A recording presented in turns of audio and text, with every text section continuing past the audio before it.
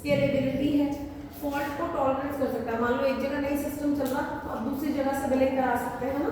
और क्या है, हिट्रोजेनिटी, हर जगह ट्रांसपेरेंसी है, जो मैं अभी कह रही थी कि मान लो एक जगह नहीं है आपको दिख जाएगा कि दूसरी जगह अवेलेबल है, तो ट्रांसपेरेंसी है।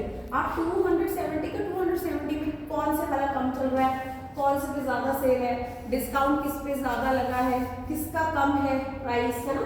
तो आप एक ही जगह पे सब चीजों को चेक कर सकते हो। फिर फॉल्ट टॉलरेंस भी कम है, अगर एक सिस्टम फेल होगा तो सारे हो जाएगा, है ना।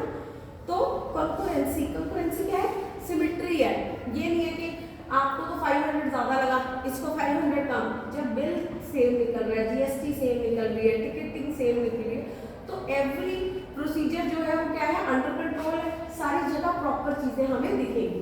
क्लियर हो गया। उसके बाद सिक्योरिटी बहुत अच्छी है और load balancing, this is very important term, load balancing. Load balancing क्या होती है, बहुत सारे सिस्टम्स पे क्या होता है, कई बार प्रेशर आ जाता है, जैसे 10 सिस्टम्स हैं, वही 10 काम कर रहे हैं।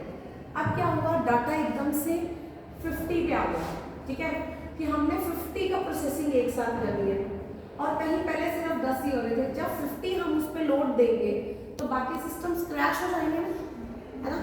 तो हम क्या करते हैं, हम देख रहे हैं कि अच्छा बाकी के 10 खाली बैठे हैं, तो 50 को कैसे डिवाइड करेंगे, 5-5 करके कर देंगे, लोड बैलेंस हो गया, है ना। 5-5 करना आसान है एज कंपेयर टू एक को ही 10 करने हैं, थोड़ा थोड़ा काम हमने डिस्ट्रीब्यूट कर दिया। तो डिस्ट्रीब्यूटेड सिस्टम की सबसे बड़ी एडवांटेज है लोड बैलेंसिंग का, समझ आ गई। लोड बैलेंसिंग से एक तो क्रैश, जो ओवरलोडिंग से क्रैश होता है वो खत्म हो जाता है, आपके सिस्टम्स पे ज़्यादा हार्म नहीं आता, परफॉर्मेंस एनहांसमेंट हो जाती है, क्योंकि आप 5-5 को प्रोसेस कर रहे हो, आपका काम जल्दी होगा, है ना। जब 10 सिस्टम्स एक साथ करेंगे तो आपकी आउटपुट भी तो एनहांस होगी, क्योंकि अब उनको कम टाइम में ज़्यादा अच्छा काम करना पड़ रहा है, प्रोसेसर उनका फास्ट है, स्पीड उनकी एनहांस हो गई, तो आपकी ओवरऑल आउटपुट क्या हो जाएगी, इंक्रीज होगी। समझ आ रही है सबको। तो लोड बैलेंसिंग डिस्ट्रीब्यूटेड सिस्टम का सबसे इंपॉर्टेंट कंसेप्ट है।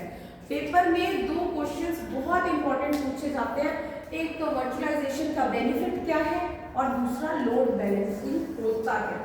समझ आ गई।